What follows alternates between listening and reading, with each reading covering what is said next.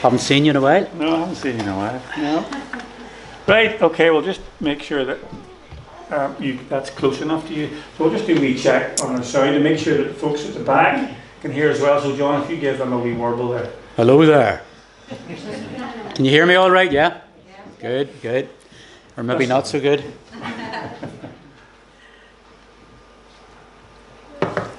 Right, now John, here we are. We're in conversation tonight with John David McDowell, because that's your full name. Sounds like the end of my life, this was your life. No, so we have a few pictures and a few things to talk about, and we're going to go back actually in John's early life, and we'll go right away back to whenever he was born, which was when? When were you born, John? I was born on the 12th of October 1956. 1956. In a Northern Ireland town called London. Believe it or not. Yeah, because you weren't born in Northern Ireland? No, I was born in London. Cockney. Born within the sound of Bow Bells, that was me. Yeah, in fact, that's where you were born. Yep. That's Lambeth. Isn't that right? That's right, Lambeth. Mm-hmm. You don't have a whole lot of memories of London, maybe? No, with no memories at all. I was born there. My parents went there, obviously to try and better themselves out of Belfast, but didn't work out, so they moved up north to Sunderland because my mother had a brother living up there, and my brother, who's a year younger than me, he was born in Sunderland, so he's a Geordie and I'm a Cockney, so it's really strange. You can still hear the accent, can't you? Can't you? It's so, I mean, people just can't make me out. Sometimes I'm so Cockney, you know. But no, obviously things didn't work out, so I must have been about 2 or 3 when my family moved back to Northern Ireland again. Yeah, and I mean, you haven't seen these pictures. I was just looking them up here, but I got an early picture taken around the 60s of the Shore Road. Shore Road, yeah. In Belfast. But interestingly enough, well, you moved back to a place called, what was it called in the Shore Road? It was Lochside Bungalows, you called it. They were old prefabs. Must have been built after the war from asbestos, believe it or not. And asbestos outside, and then something like chalk, or we called them chalk walls. They were obviously plasterboard, filled between the asbestos, and that was fiberglass. Absolutely freezing in the winter. But yeah, we had spent a few years there. So I remember once when I was a wee boy being told that the Queen was coming and she's going to be dragging along the Shore Road in her Rolls Royce or whatever it was. So people where I lived got the scrapers out and started, you know, that out fiberglass, or no, asbestos goes all dark and black sort of thing. They got the wire brushes out. It's like, so goodness knows how many of them have died of asbestos lung by now. So that's what they were doing. Even we tried for a bit, but thankfully it seems I've got away with it so far anyway. Yeah. Funny, that's so. I found that. I think about a hunting, but I don't know. That's them. Was that that? Wow, I lived in one of those. Yep. Yeah. And see when they were pulling them all down. Honestly, there was fiberglass all over the place. Asbestos. But the fiberglass line, and we were playing with this stuff, shoving it down each other's backs, you know, give them itchy backs, all that. But yeah, we were in and among the asbestos. You wouldn't get away with that now. And of course, this is now, if you're familiar with the M3, M5. That used to be a railway line along there. Yeah. Because I remember the trains going back and forward there. And on the other side of that was the sea. So yeah, I remember all that, and now that's all motorway. Yes, that's right. All motorway. Yeah. And of course, now you had brothers and sisters. Yeah. I had 4 brothers and 3 sisters, and I have 3 brothers and 1 sister. Because the youngest brother, he died there was last year. Yeah. So. Who's that young fella there then? That's a young little me. No idea what age I was there.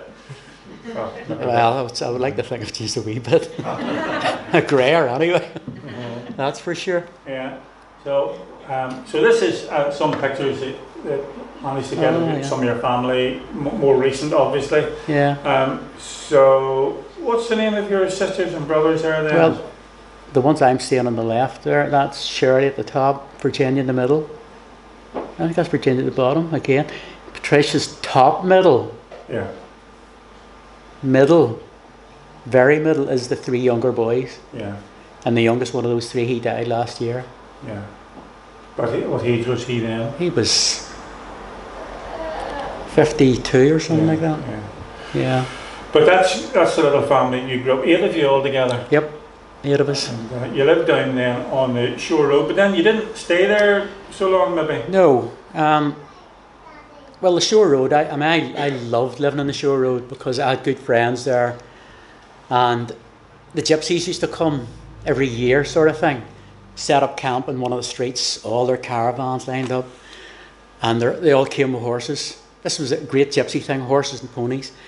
And they were just like a herd. They just ran loose in people's gardens because nobody had fences. And these horses and ponies all wandered through your back garden. You get out and up in the morning, looked out the back, and there's a couple of ponies. It was great. I loved it. And that's actually what got me interested in horses. Because me and a couple of them would try to catch them, and we did. You know, they didn't run away from you until you got onto one. So that's what we did. Well, I did anyway. I got onto a couple. You made a makeshift halter out of a bit of a rope, jumped up on it, and tried to stay on as long as you could. Oh, it was good fun. They were good days. Good days. So that's what got me interested. Yeah, and we'll come to horses, the horses but in a wee minute. Yeah, yep. But yeah, no, it was great fun. I loved it. Now, when we lived there, I took off on days by myself. From the Shore Road, I would have walked up, not Fort William, Fort William Golf Club. Yes. Up through there, up onto the Antrim Road, and up onto the Cave Hill. That was one of my playgrounds. I used to go up on the Cave Hill and mess about up there on my own and just look over Belfast. It was good. My mother never knew where I was. I was away for a whole day sometimes, but most of the time was just running about around the streets. So, but you moved then from the Shore Road up to some new housing up in North Belfast? Yep. Well, when the prefabs were all being pulled down, everybody was getting moved out, 1 or 2 families at a time. And it came to our turn. It must have been one of the last prefabs to get pulled down. You all had all these gaps beside you and wreckage of the previous building. So they came to my mother and said, look, we have a house for you. It's a 4-bedroom house. We know you need a house. But it was in a place called Turf Lodge. And that was an up-and-coming new estate out in the country. Well, they call it the Ponderosa, and that's why, because it was out in the sticks. But the troubles hadn't even started then, so I knew nothing about this. But we moved to there, and I can't remember. It was before I started secondary school, so I must have been about 9, maybe 10, when we moved there. And then I started secondary school from there, but I never really took to the place. But what I did do, I carried on my wee yomps on my own. I used to go right up Divis Mountain on my own, way up to the top. There was a big field there, and you can still vaguely see it now. We used to call it the hatchet field. Sort of shaped like a big cleaver handle bit, and it went out like that. I used to go up there and sit and look over Belfast from there and wonder, where will my life ever go to? What will it be? You know, when I get older. But good days. Now, just you were brought up in a Catholic background. Yes, my mother was anyway. And did she send you off to? Well, she forced me and my elder brother, or my younger brother Jim, to go now and again. But we didn't want to go. But you went, and you just couldn't get out quick enough. You know, that sort of thing. It just was nothing we wanted to be part of. Now, she didn't go herself, and my father he was a Protestant, and they didn't care. They didn't really have any background of church going, so there's no real spiritual. There was nothing. It meant nothing to them. So it obviously meant nothing to us. We were just made to go, so it was a duty, and we went, and that was it really. Yeah, and I'm just thinking, listening to you, sometimes young folks who are brought up in a Christian environment, you know, with Christian parents, maybe fail to realise what a benefit that is. Very much so. I mean, I have said before, I look back over my life and think, how did I ever become a Christian? You know, coming from a background and people all around me that I ran about and played with, and why me? I mean, how did I get chosen to be saved? Mm-hmm. My brothers and sisters in England, they really think I'm weird. I'm an oddball because of what I am. But that's, to be brought up in a Christian family, I think it's a wonderful thing. Yeah, it is. And it we'll really come back then. This is your mum. That's her. And your mum was a very hard-working lady. Very hard-working. And she brought up my family on her own, basically, because my father was a compulsive gambler and a drinker, and he never brought money home. He was just taking money out, gambling, drinking, and my mother,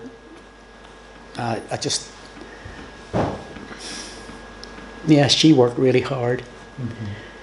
And I mean, she was a wonderful, hard-working woman, and she trained as a tailoress when she was young, and you want to see the stuff she could make. She was making things for people, and kids were seeing it and thinking, oh, I would like that. My mother was making it. She made me a fantastic overcoat for school once, and I couldn't believe my wee mummy made this. Mm-hmm. She was brilliant. But no, my father contributed nothing to the home. He stole money. Any little money my mother had, he was away to the bookies. He couldn't keep a job, and any time he did, that's where the wages went. And my mother was just, in the chapel. The times that my mother sent us, she would have given me a wee note, because there was this box called the St. Vincent de Paul box. There's a wee hole in it for people to put in a wee request for prayer or whatever. And I always wondered what my mother made me put this wee note in for. And I only caught on later on, it was a note asking the priest, did they have any money, did they get spare to feed the kids? And that's what that was. Mm-hmm. So that's the sort of home I grew up in. But she was a hard-working woman. She did everything for the kids. But my father... You didn't really have a father featuring in your... Only in a bad way. Yeah. He was a great example to me of what not to be. Really. Yeah. I saw in him things that I said I will never be, and that was my example. Let's move on a little bit then. See what else we have here to look at. So, yes, we're going to come to this. Horses. Now, it's a very interesting... John will tell us a little about this in a minute, a bit about his background. Maybe not everyone knows, but you took an awful interest in horses. Maybe the Gypsies' horses started that. Well, that got me started. And then you took a walk one day. Tell us about that. I decided that I wanted to get a job in a racing stable and try and become a jockey. Because it was the right height for it. I was light enough. So I thought, now, where would a wee boy in the middle of Turf Lodge find a job in a racing stable? And it was coming up round May time, and I said to myself, there's horses and stuff all go to the Balmoral show. So from where we lived, I walked the whole way down to Balmoral, and I thought, now how do I get in here for free? So I went round where all the horse boxes were, and here was this old fella carrying a bucket and a hay net. And I went over and said, mister, you couldn't get me in for free. You know, I'm trying to see if I can get a job for the summer working with horses. He says, really? He says, you grab that hay net there and you come on with me. So he took me in and he said, I'll introduce you to a man and he'll maybe take you on for the summer. And that man happened to be a man called Leslie Crawford, a racehorse trainer. And I went to him that summer, and that was me. I knew this was what I wanted to do. You know, most kids when they're young, they dream of being something in sport. They want to do something. I was going all out for this. This is what I wanted to do. When I got up on a thoroughbred racehorse for the first time, I thought, this is me. Mm-hmm. And I loved it. I had a few nasty falls learning the ropes and all that, but no, it was me. What age were you here whenever you... Well, when I did that, I was about 13. Right, and he took me on that summer up till I was about 14, and I just did not want to go back to school. I thought, oh, why go to school when you could be doing this?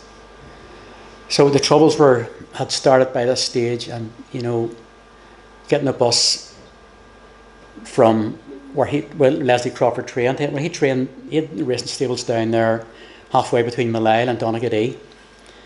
And he had a good string of horses. He had about 30 odd horses in training, and some good ones too. And I told him, this is what I want to do. I want to be a jockey. And he said, well, we'll see. You're young. And my mother, now things were going mad in Belfast. Cars getting burnt out, buses being hijacked and burnt and this. And she said, right, I was 13, I was coming 14. And she sent me down to him for the whole year. And I said, I'm not coming back. This is what I want to do. Because I was going to leave school at 15. I wasn't staying on to do exams. This was me. So anyway, final year from about 13 and a half, round about there, I was there full time. Now, I remember her telling me that what was called the school board in those days came to the door, where's your son? Where's your son? And she says, well, I'll tell you where he is. And she told him, she said, he's not coming back here, because if he was back here, I don't want him getting involved in any of this or being caught up in it. So where he is doing what he wants to do when he leaves school. And he's getting a good early start. And you can do what you want with me, but you're not getting him. So that was it. I came back, I think, one day when I was nearly 15 to whatever it is you say. I can't even remember. It was so long ago now. But that was it. And then straight down there, and that was me. So I signed the apprenticeship forms when I was 15, and 3-4 year apprenticeship to be a jockey. And believe it or not, now I may be skipping ahead here, Emma. Yeah, okay. I was getting pretty decent on a horse by this stage, and I rode my first professional race at Down Royal when I was about 15 and a half. So I was doing all right, Well, we'll just stop there because if you're imagining that he's down in Donegal and his family's in Belfast, actually they're no longer in Belfast. Well, yeah, it was a wee bit later, because my brother Jim, who was a year younger, he was clever. I mean, he had the brains and all. He was a bit dopey and easy led, and my mother could see what way he was going here. So, of all things and all places to go to, my father, in one of his stupid, dopey, he got this job driving for some big firm in Denmark. So the Danish people took them all to Denmark. So the whole family moved to Denmark. Well, apart from me, the whole family went to Denmark. And he was making good money. They put him up in a lovely house, all this stuff. And of course, they were there about 6 months. And there was no horse racing in Denmark. So my mother thought she was safe with him gambling. But no, he found some way to gamble. And he ended up stealing money from the company and stuff like that, and drinking. And so the family took the house off and kicked him out. And I didn't know about this till later. I was with Leslie Crawford, and so they had to get back home. But my mother said she's no way she came back to Belfast, because this was in the 70s, and Belfast was just a nightmare. You couldn't go near it. So she ended up in London. Went to a police station with her bags and the kids all around her. She just set them down in the police station and she said, I'm here and I'm not moving until you get me somewhere to live. And they said, but no, I'm not moving. I'm not going to Belfast, no way. So by that night they had her in a house. No, they put her in the hotel that night, that's what it was. And the next day they got her this big old house on the Old Kent Road. Now, it wasn't a great place then, but now they're selling for about $1 million a piece. Up there, the big house. It was one of these big 3-story things. It was lovely. I loved it. I mean, I went over to see it once, but so that was it. But Yeah. So anyway, a few things happened. Your father just he was he was out of the scene. Then he left. Well, he was there for a while, and his thing he never changed. And you've never actually seen him since. In fact, none of the family have really. Well, they ended up. By the time this all happened, Jim must have been about 17, and came to blows. He came to the house one night and wanted in drunk, and Jim said, "No, that's it. You're finished." And Jim just hit him one, and that was it. He never came back. Yeah, you never have thankful enough. Boys and girls, if you're brought up a Christian family, absolutely, somebody that you can look up to. It really is. But anyway, your mother actually remarried again. Yep, she met a really nice man. My parents got divorced, but my mother met this lovely man who worked in the printing office in one of the big newspapers or something. Now, I don't mean he was high up, but he made a good wage, and they got a nice house together and all that. But he's a lovely guy, yeah. Yep. And of course, I know that year after year, you and Janet went over to see, and your kids we went over. Kept contact. But let's just go back a wee bit, and we're talking to horses. You mentioned then you had started as a judge. Now, these are some pictures that we have. There's John. I don't think that's the coat your mother made you, but no, I moved on a wee bit. So these are some early photographs then. I take it that's taken down at Crawford's, is it? Yeah. Out in the field. That was one on the gallops, yeah. Yeah, this is training, is it? Yeah. Yeah, it's just giving it a good blowout in the gallops. About this stage, or it's a little bit after this, I get to know John. I'm interested in photography myself as a boy at school, so I'm starting to take some pictures of John. So no smartphones in those days, no selfies. All done in an old dark room in my room. But anyway, here, where's that at? That was down Royal. That was the first winter I rode, I think. That's you in the front there? That was me on the front there, yeah. Yeah.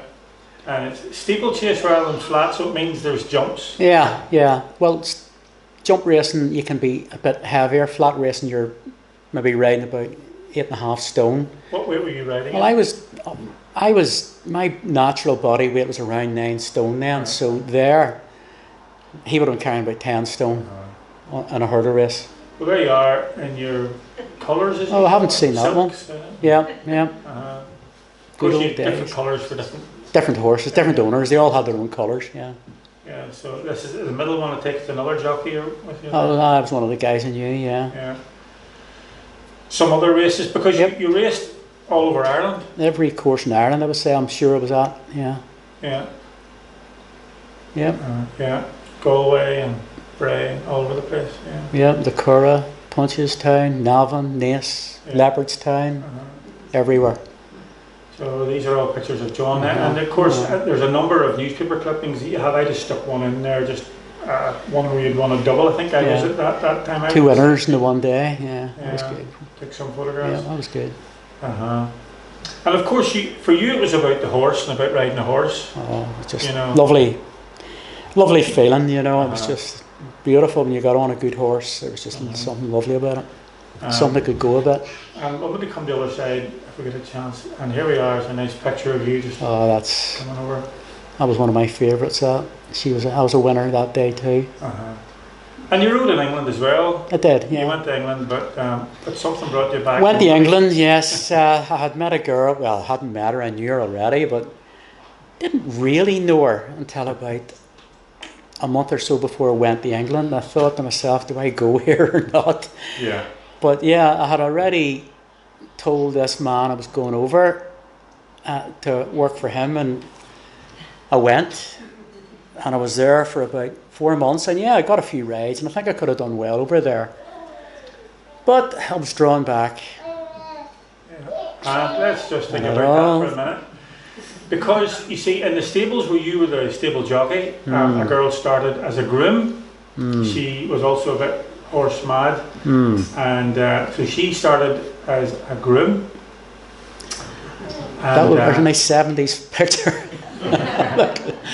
Oh, wow. I don't think it's one of Leslie Crawford's horses, is it? No, it's maybe Montgomery or something. And there's a wee picture of one of those wee bulls of the two of you. So I don't know if you recognise the girl with John there, but that would be Janet. McDowell. So, and that was the girl that brought you back. Yep. And I remember too, John, at this time, I mean, see, all we had heard in our house, in our family, was about this dreadful guy and how she hated him. And everything about it was just a constant diatribe of this fella who was tormenting her, and she couldn't have and couldn't stick. And well, the rest is history. No, don't believe them.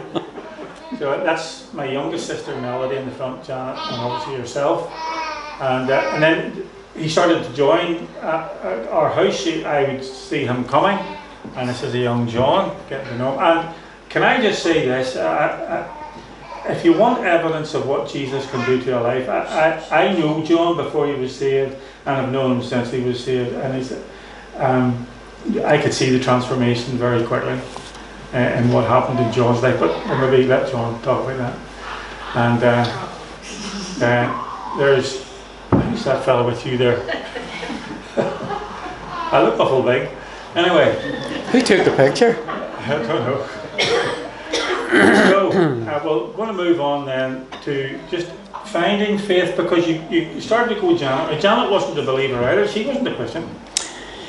No, but I knew her family were good living sort of thing, and her mum and dad, and I knew she wasn't either then, but her mum and dad, your mum and dad, wanted her to go away to camp this year. It was 1976, 5, around about 75, I think it was, 76 it was.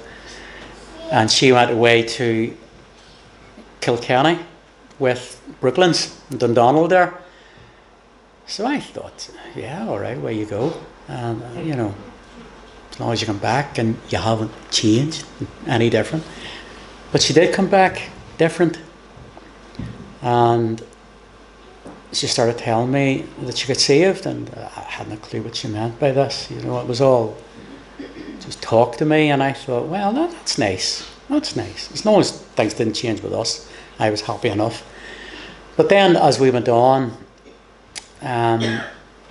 she used to say wee things to me, things like, you'll have to be a Christian yourself, because really, I don't know if I could marry anybody who wasn't a Christian.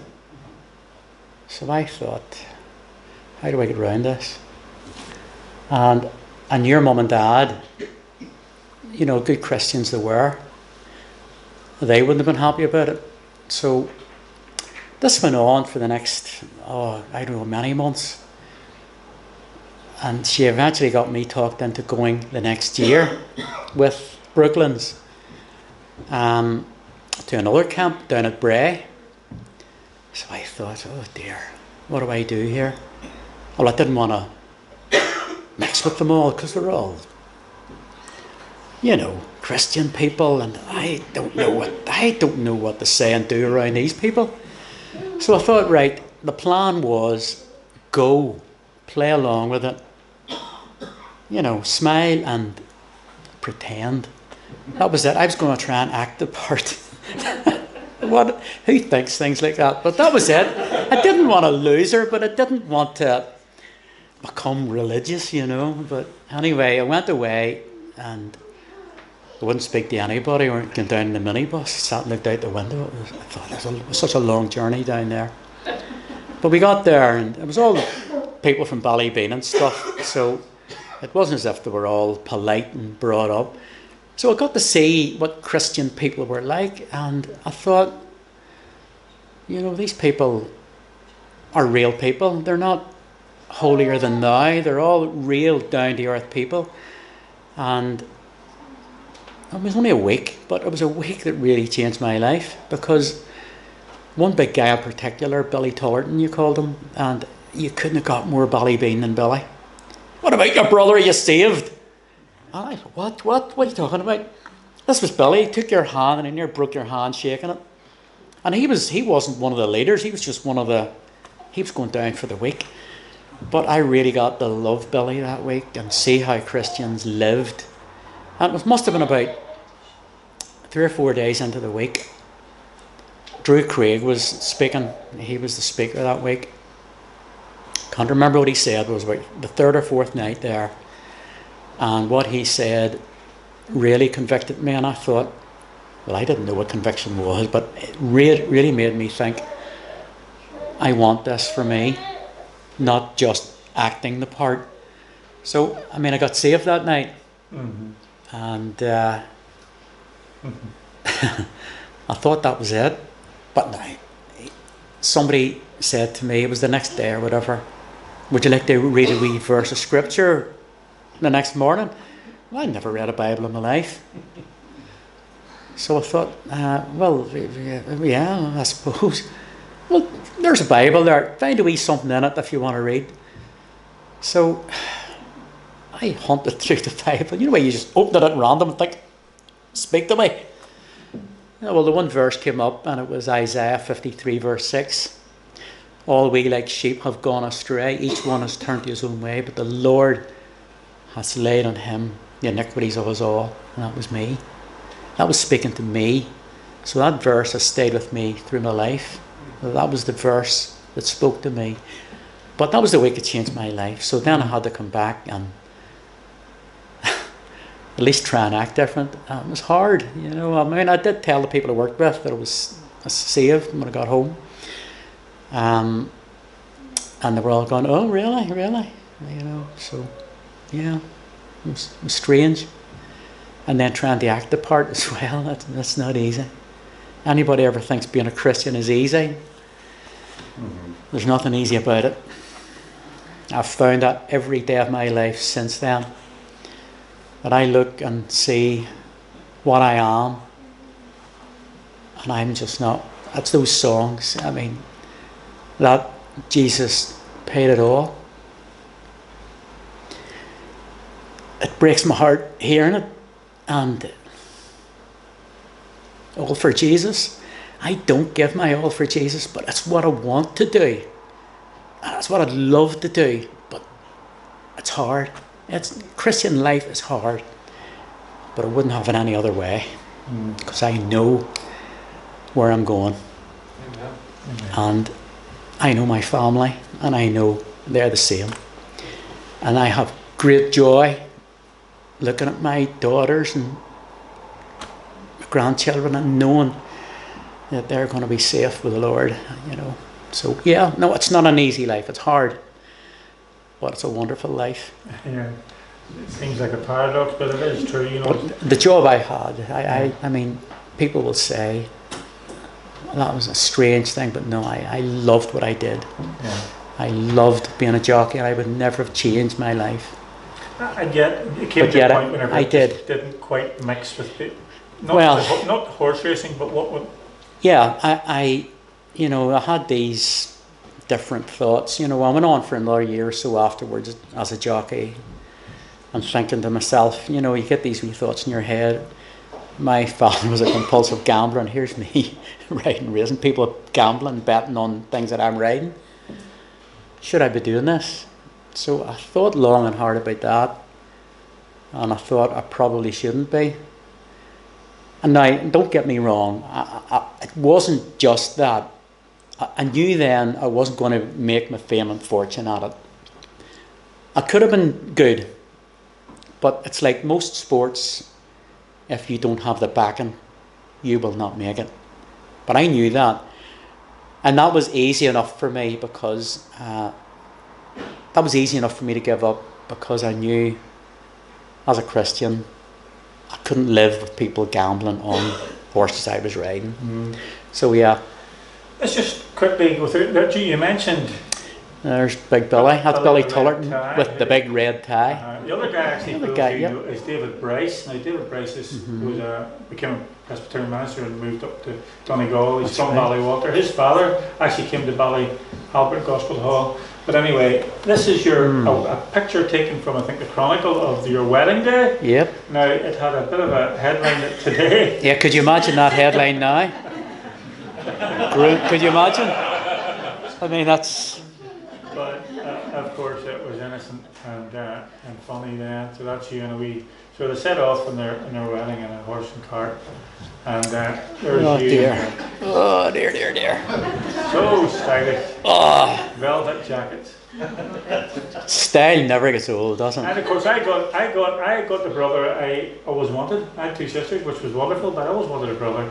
And I got And a look, you brother. can see I met him at jockey days. Look at the weight I was putting on. This is post. You can see it there. Although you're telling me you're back to your jockey I'm weight. back to my racing weight, so now you never know. So here's John helped me put an engine in my wee car. Anyway,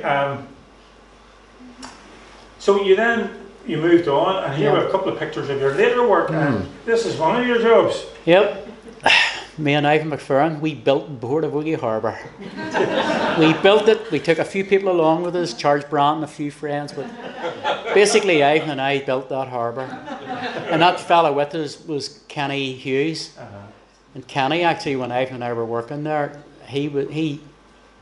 we had a real good laugh there together. And Kenny used to ask us about why he was always happy and all. Anyway, Kenny got saved through us. Yeah, that's right. Witnessing to him, And so you know it was Kenny lovely. Hughes, I'm sure, from Kenny from Portavogie, yeah. lovely fella. So we're running short of time. This is your next job. That was me again, changed my look again, yeah. Did that for about 6 months, but every morning, 6 days a week, I was up at 5 o'clock. Oh, it was a nightmare. Well, it was a daymare. But yeah, that was... Just for the younger ones, he didn't become a cartoon creature. He actually was a postman. I actually did do that, yeah. Yeah, and then you moved on to another. Yep. Yeah, so That was many another years 34 years. with Ulster Bus. Unbelievable. There you are. And you even got to bring your own transport home. Used to sneak at home the other time for a quick bite to eat and out again. Yeah. So you did that, and then your children. Of course, your first was Scott. interesting. That's does anybody know where that is? Oh, I could tell you what day that was too. What day was it? That was your wedding day. That's right. The John's along there, and Scott, and then of course these are some of your children on their wedding days. So who have we got? Well, we've got, who's that? Scott and Sarah, top left, yeah. Jill and Aaron, top right. And there's Jennifer, bottom right. Yeah. So that's your three children, All three, married and yeah. lovely partners. And how many grandchildren now, John? 8. 8. Yep, and Can you say 8 and counting? I think eight's it. I think we've, yeah. I think 8. Well, we'll see. No, 8. 8 will do. 8 will do, will it? 8 will do. And just in finishing, just a couple of other wee quick things just to mention, John, because I know we're sort of gone on a bit. It's just some pictures there. We were looking for, whenever Anna leaves, we're looking for new musicians, of course. Yeah, well, you'll not get one here. So, well, there's the photographic evidence. John played a guitar. That was me showing you how bad it was. See, you've got your James Bond uniform on there. You see that? I was at going to Claire's house one night. We were doing right. something on. And of course, that's another form of transport. And Oh, yes. John, if we know John, we all know that he enjoys cycling. Yeah, I was interested even back then, early 90s, was it? Yeah, Late that's 80s? quite a while ago. And of course now, more currently, that's you. So if you see that man out in the roads on the bicycle, you know, pray for him, keep him safe. And there he is cycling along. And a new career possibly if you're taking up orders, holy orders. Dear, look at Derek. What does he look like now? He looks nearly as bad as me. So, anyway, John, we're going to wind it up there, and it's been an interesting story and an interesting life, and yet, you know, God reached in and saved you where you were in His way of doing things, and it's different in everybody's life. But just as we draw to a close, you've got folks here tonight, and maybe some folk are on the edges, you know, they've come along to church and they've never taken that choice for Christ. Maybe you would like to just finish off with a few words of your own. Well, I did try to, excuse me, not be a Christian. And when I look back and see, like I said earlier, where I came from, I'm amazed that I ever did become a Christian, because I didn't have any great example. It was only when I met Janet and saw her family, lovely Christian family, and I met real Christian people, and I thought, this is for me. Why would you leave it? Why would you not do this? I mean, getting saved has been the best thing that has ever happened in my life. It's given me everything. And those songs that we were singing earlier, they're very, not inspirational, more aspirational, what I want to be. And yes, I have said it is hard. It's not easy to be a Christian. But I know where I'm going when I die, and that is what it's all about. Why waste your life? Take it now. Take it now. And okay, thank you, John. That's it. We'll just pray with John as we finish and we sing the final hymn together. Father, I just thank you, Lord, for all of our lives. We all have different backgrounds, different families, different stories. And Lord, there are many people here who have come to faith in different ways, but yet it's all come to the same point, and it's at the crossroads, and it's at the road where the cross is.